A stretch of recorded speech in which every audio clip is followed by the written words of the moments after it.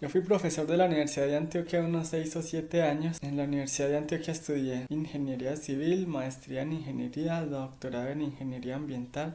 Uno de los problemas que solían ser regulares eran los paros. Podían haber paros de semanas o hasta de meses. Siendo profesor, una vez tuve un inconveniente con un estudiante. Me habló de una forma agresiva. Personalmente yo era muy flexible y muy tranquilo. Los estudiantes no querían recibir clase o si faltaran, si me solicitaban que no diera clase, o quienes eran mis jefes me solicitaban que repitiera clases o cualquier cosa. Era demasiado tranquilo. Muchas veces en los paros o en lo que llaman asamblea permanente, lo más seguro es que no se dieran clases y la mayoría de estudiantes o muchos de los estudiantes no iban a asistir, pero aún así habían estudiantes que hacían todo lo posible porque se diera clase. Tal vez uno, dos o unos pocos manifestaban su deseo de no recibir clases. Lo que yo tenía que hacer era asistir, estar en el salón de clase en el caso de que pudiese dar clase, o si por algún motivo uno o unos pocos estudiantes que no asistieron solicitaban que se repitiese la clase. Eso es lo que había que hacer. Generalmente no había problema, pero una vez sí ocurrió, y de hecho fue más algo en la forma en que sentí que se dirigía ese estudiante hacia mí, de lo que me señalaba. Entre los acuerdos entre estudiantes y administradores de la universidad o los que toman decisiones, pues solía ver que las actividades evaluativas se repitieran las clases, se volviera a avanzar en el contenido. Pero resulta que con este estudiante en específico, lo que yo creía es que él se estaba aprovechando de la situación en la que había en el momento. Él participó en algunas de las actividades evaluativas, como todos los estudiantes, sin ningún problema, pero solo una de ellas no participó, que a mí me parecía inconsistente. Para mí no tenía sentido. Yo lo vi como alguien que quería por conveniencia acogerse a participación normal de las actividades académicas en una parte, pero acogerse a otra normativa al mismo tiempo solamente en el punto en el que le convenía.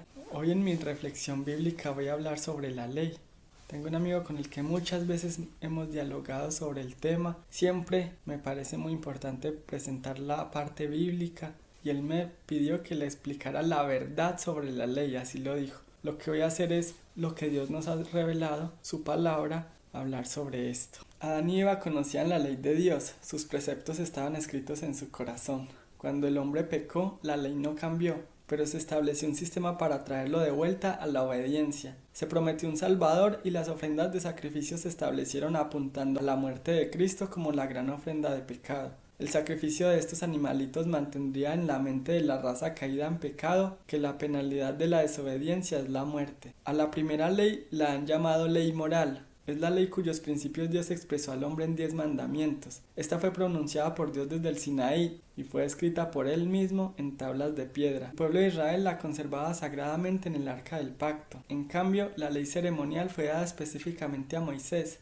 y por él escrita en un libro. Muchos tratan de mezclar estos dos sistemas, usando los textos que hablan de la ley ceremonial para probar que la ley moral ha sido abolida, pero esto es una perversión de las escrituras. La distinción entre los dos sistemas es amplia y clara. El sistema ceremonial se componía de símbolos que apuntaban a Cristo, a su sacrificio y a su sacerdocio. Esta ley ritual, con sus sacrificios y ordenanzas, la realizaban los hebreos hasta la muerte de Cristo, cuando lo que era representado en estas figuras, ritos y objetos fue manifestado realmente. Todas ellas apuntaban a Cristo y era por fe en Cristo que tenían significado para todo el que participara en ellas. El Hijo de Dios no estimó el ser igual a Dios como cosa a que aferrarse, sino que se hizo siervo y hombre, humillándose hasta la muerte en la cruz. Lo hizo para pagar la deuda de muerte eterna que nuestro pecado merece, para darnos vida eterna, un regalo gratuito de nuestro Padre Celestial.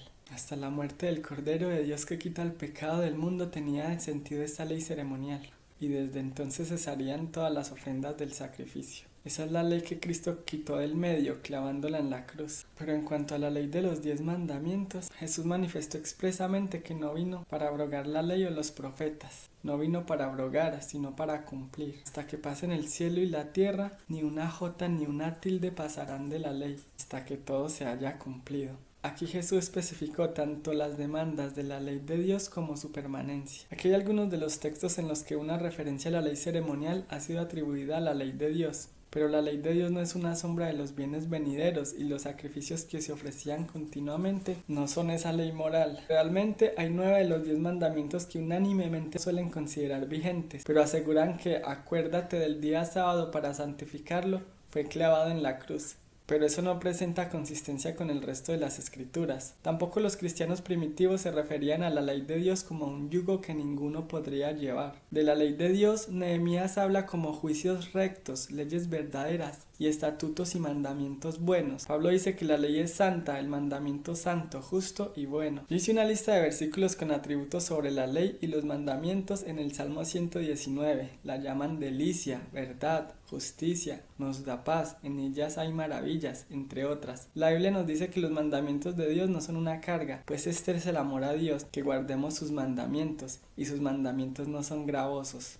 Una de las razones por las que no entendemos la ley de Dios es porque no creemos verdaderamente que Dios nos ama. Dios es amor, el Padre nos ama de tal manera, tanto, que envió a su Hijo para que muriera por nosotros, para que todo aquel que en Él cree no se pierda, sino que tenga vida eterna. Jesús dijo, así como el Padre me ha amado, así también yo os he amado, permaneced en mi amor. Si guardareis mis mandamientos, permaneceréis en mi amor, así como yo he guardado los mandamientos de mi Padre y permanezco en su amor. ¿Cuánto te ama el Padre Celestial? ¿Cuánto te ama Cristo?